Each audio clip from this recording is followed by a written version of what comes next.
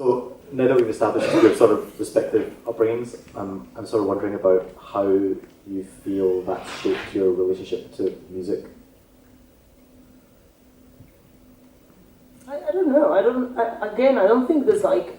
I mean, there is a connection with music, of course, but then at the same time, it's like for example, he was saying that the upbringing wasn't really how it started being connected with music, and I think to a certain extent that's what happened to me too. Like there was always a lot of music being played at home, from my parents and stuff, and a lot of music when I was traveling, but I don't think the music I listened to back then, or the music that I was surrounded by, necessarily gave me a sort of direction. I think it's when you make a conscious decision at some point of what you want to listen to. No, up until a certain age, it's more like, oh, what's happening around you, and you somehow taking in. And no, yeah.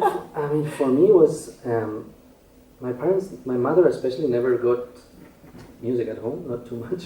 But my dad is a blues collector, and we've been always listening to these blues records in the car, and blues is so sad always. Wow.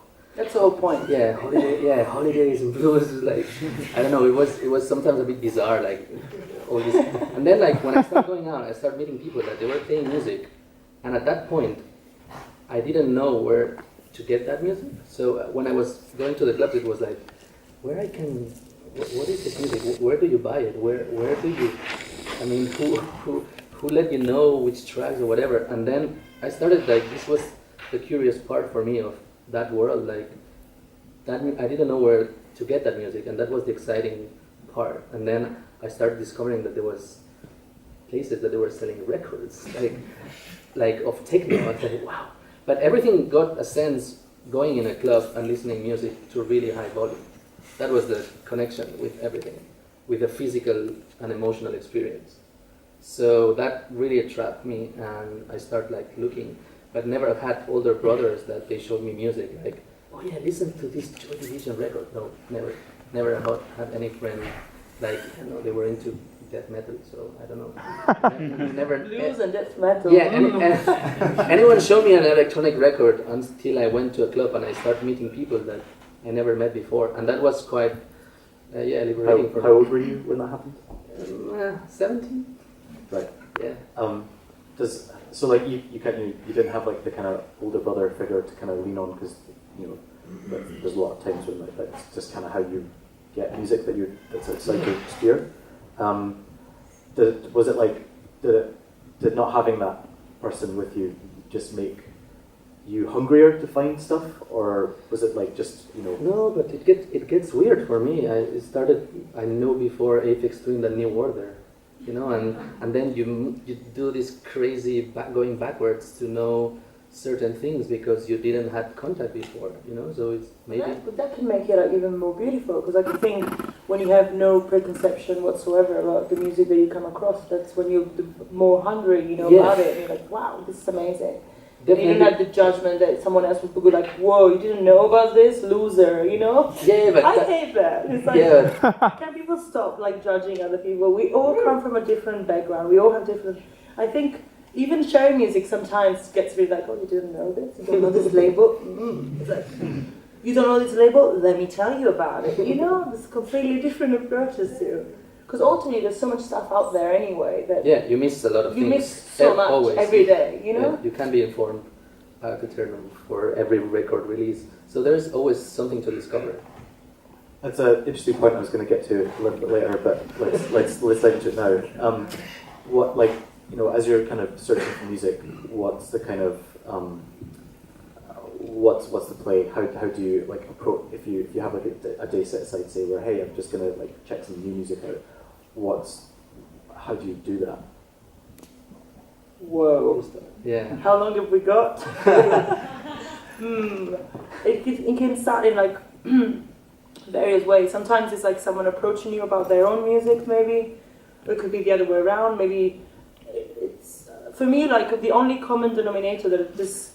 At some point, there's always some sort of connection with other people, whether it's by email or via social media, or after we had something similar too. After you play, before, after someone, and you're wow, I remember this particular track that stayed with me, and that's how you just start talking. It doesn't mean that you necessarily become like best friends or you talk all the time, but that creates a new connection, and then this can evolve into like, I'm someone who likes to browse a lot online at the moment, but that's also because it's related to how much you tend to travel at some point. Like really late night kind of like browsing. Before or after a gig I get really excited, and then I don't even remember how I got from A to Z because there's so many, you know, interactions in between. But at some point there's always some sort of human experience or human connection, and there's no rule really. I buy from everything and anything, you know. And if I can't find it, then I would just get stuck on it a few months until I find it, you know. Yeah. Do you have a ritual in how you buy music? It's really messy.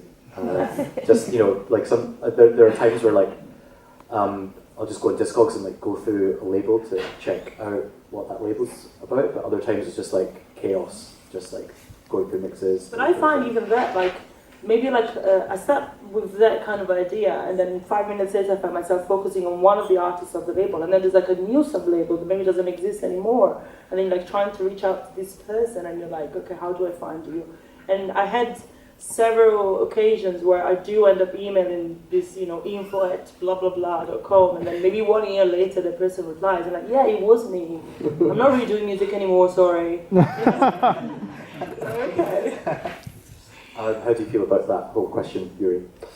I spend a lot of time in Discos Paradiso in Barcelona, and every week I go there because they are my friends. So, and I just go there and listen to records they received, and then it's a mix between internet and YouTube's and just hyperlinking somehow with stuff, or maybe a record of an artist that I like and then brings you to another record. And now internet is like quite interesting to find links of things that you never thought they were connected. You know, or artists that is like, oh, this guy was doing this. Like song. 5 different bands that you end up liking, and you're like, wow, like, yeah. And then somehow what I miss sometimes from the digital is this like natural connection. Sometimes it's like it's because of the likes of people that they bring you to somehow like a lot of stuff. YouTube recommends you stuff that other people like, so you end sometimes in the like. So now like a lot of times you go in the same, in a certain direction. in a certain direction. This is something that I really never got into, like, and I think sometimes maybe I should. There's like YouTube You're talking playlists. about the YouTube algorithm, right? Like when you just let them play and they go, Yeah. like, I normally just check something out on YouTube quite quickly, and then I just delete it and move on to like my own research. I don't know why. Yeah. It's just the way I do it. And I had the same thing with Spotify. I just signed up, and then I ended up. Yeah, Spotify is a mystery for me because as you said, I look a lot through labels. For me, labels are the curators of things that I like, and Spotify and iTunes you can look by label. So for me, it's like useless. Like I never got into the artist thing of, oh yeah, no, I go through the label and I check some releases in that label are super bad, and then others are amazing. It's like, who was the person? They did this. It was the same people like doing like the releases thing, or like they changed maybe like the A&R, and then this guy starts signing amazing things, and then he left, or you don't know. But like for me, like not having like a searching engine by labels, it's like a big problem in Spotify and iTunes, for example. Sure. I wanted to dig further into the musical, I guess, taste aspect of things. You did a lecture for RBMA, Yuri, in like 2011 maybe, and you were talking about this Dark Angelo track called Diagram 11. Yeah. What was interesting about that is, so Dark Angelo were like this Italian IDM noise techno group, like they're really good.